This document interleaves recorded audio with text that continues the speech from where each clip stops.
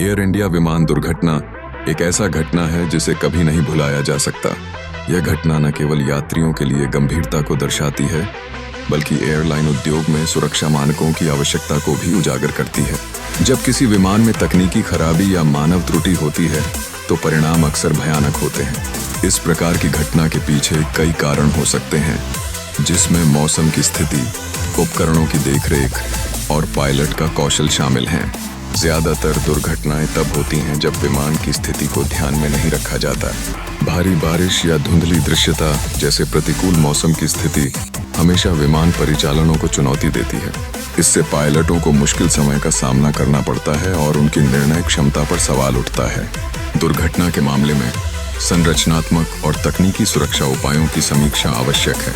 Air India जैसी प्रबंधन company को उच्च स्तर की निगरानी रखने की जरूरत है। तकनीकी सुरक्षा न केवल विमान के संचालन में सरलता लाती है, बल्कि यात्रियों के लिए सुरक्षा को भी सुनिश्चित करती है।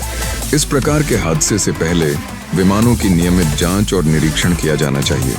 पायलटों के लिए प्रशिक्षण कार्यक्रम महत्वपूर्ण है, जिससे वे संभावित खतरों का सामना करने में सक्षम हो सकें। दुर्घटनाओं से आई स्थिति के प्रति तत्काल प्रतिक्रिया आवश्यक है।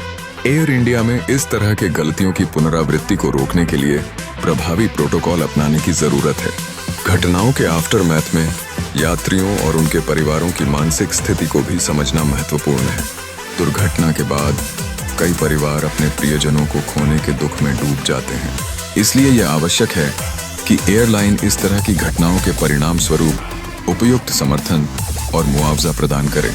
इसके अलावा एयरलाइनों का एक प्रमुख कर्तव्य है कि वे अपनी सुरक्षा प्रणालियों की निरंतर अपग्रेडेशन करें।